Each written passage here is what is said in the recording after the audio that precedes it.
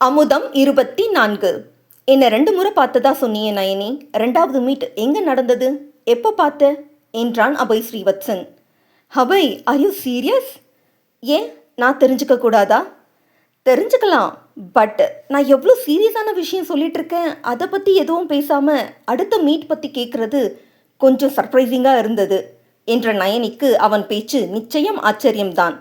பின்னே இத்தகைய கொடுமையில் இருந்து மீண்டு வந்திருப்பவளை ஆறுதலாக தோல் அணைக்காமல் போனாலும் வார்த்தைகளிலாவது தன்னை தேற்ற முற்படுவான் என்று அவள் மனம் தன்னை மீறி எதிர்பார்த்தது. ஆனால் அதற்கு நேர்மாறாக நம்முடைய கதைக்கு வா என்பவனை என்ன சொல்ல என்று புரியாமல் பார்த்தாள். அபய் ஸ்ரீவத்சனும் அவளையே பார்த்திருக்க, உங்ககிட்ட தான் கேட்குறேன், சொல்லுங்க என்றதுமே ஒரு பெருமூச்சோடு அவளை பார்த்தவன், Nayani, you are a self mat women. கிட்டத்தட்ட தானாக வளர்ந்த காட்டு மரம் மாதிரின்னு சஞ்சு அடிக்கடி சொல்லியிருக்கா. இன்ஃபேக்ட் எங்களோட பேச்சில் அவளை பற்றி சொல்கிறத விட உன்னை பற்றி தான் பெருமையாக சொல்லிகிட்ருப்பா. அப்படியா? ஆமாம். எவ்வளோ கஷ்டமான சூழலாக இருந்தாலும் கலங்கி நிற்காம அதிலிருந்து மீண்டு வந்து உன்னை நீயே செதுக்கிப்பன்னு உன்னோட பொறுமை நிதானம் மட்டும் இல்லை, நீ எவ்வளோ ஸ்ட்ராங் பர்சனாலிட்டின்னு சொல்லியிருக்கா. அதனால் இப்போ எனக்கு நிஜமாக என்ன சொல்கிறதுன்னு தெரியலை. ஏற்கனவே சொன்ன மாதிரி அவ்வளோ இக்கட்டான சூழலை எவ்வளோ அழகாக ஹேண்டில் பண்ணி அவனால் பேச முடியாதபடி சுடுதண்ணியிலேயே அபிஷேகம் செஞ்சிட்டதை ஒருவித பிரமிப்போடு தான் நான் பார்க்குறேன். இது ஒரு பக்கம் இருந்தாலும் அவனால் நீ பட்ட கஷ்டம், அதனால் சென்னை வந்தது, அங்கே உனக்கு நடந்த அசம்பாவிதம், இது எல்லாமே என்னால் அவ்வளோ ஈஸியாக டைஜஸ்ட் பண்ண முடியலை. அதுதான் வேறு டாபிக் போகலான்னு சொன்னேன். ஏன் அப்படி? நீ சொல்லும்போது என் சஞ்சு ஞாபகம் வருது என்றான் கலங்கிய குரலில். சஞ்சுவா? ஏன் என்றிட அவனிடம் கனத்த மௌனம்.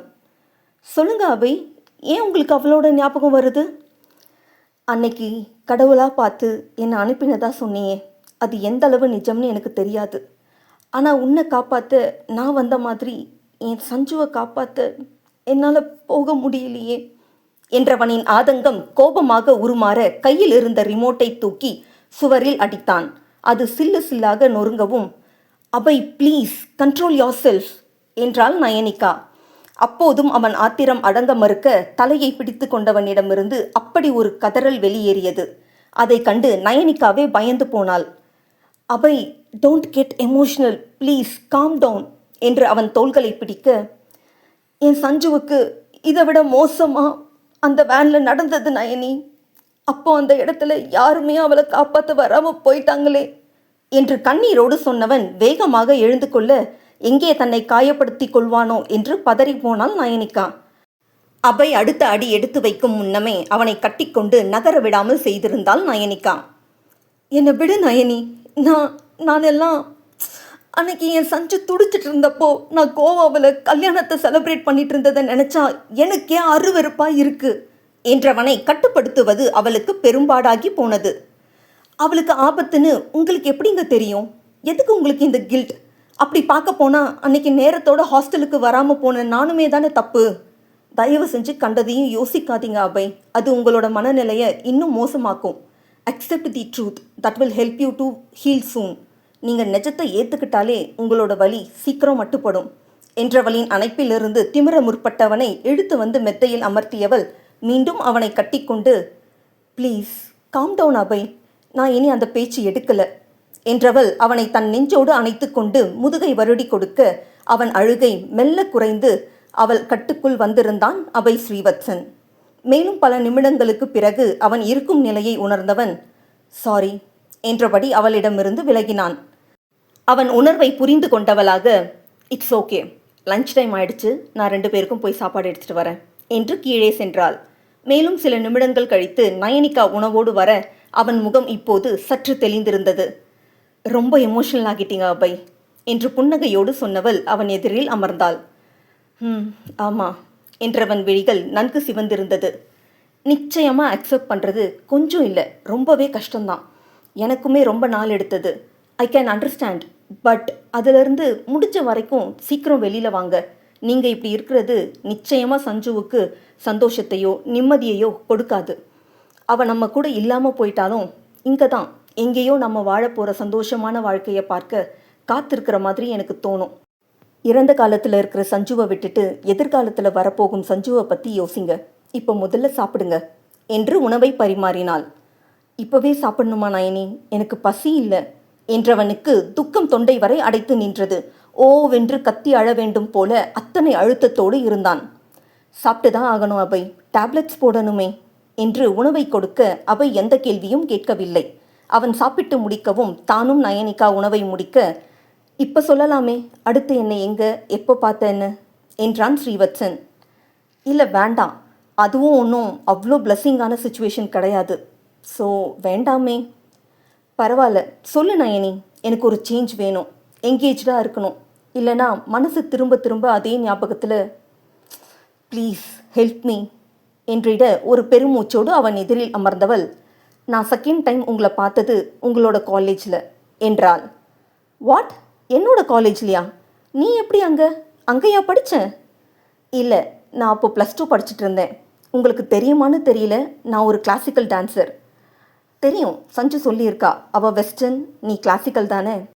ஆமாம், ஒரு நாள் உங்கள் காலேஜில் நடந்த ப்ரோக்ராம்க்கு வெல்கம் டான்ஸ் கொடுக்க இன்னும் 4 கேர்ள்ஸ் கூட வந்திருந்தேன்.